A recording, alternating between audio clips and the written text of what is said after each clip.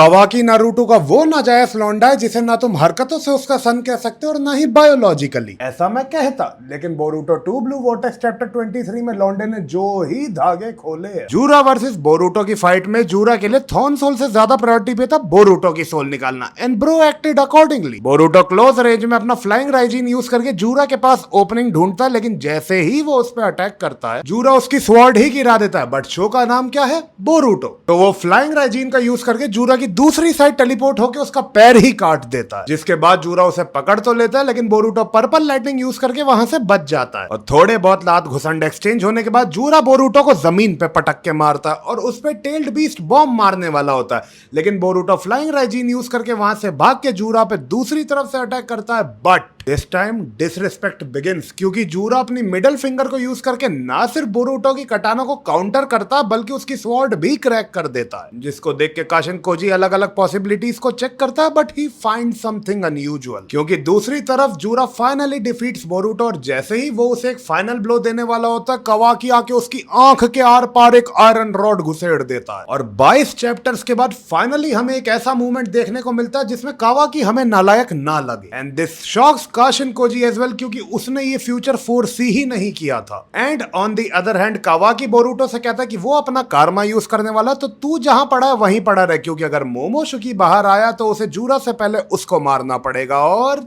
Chapter खत्म।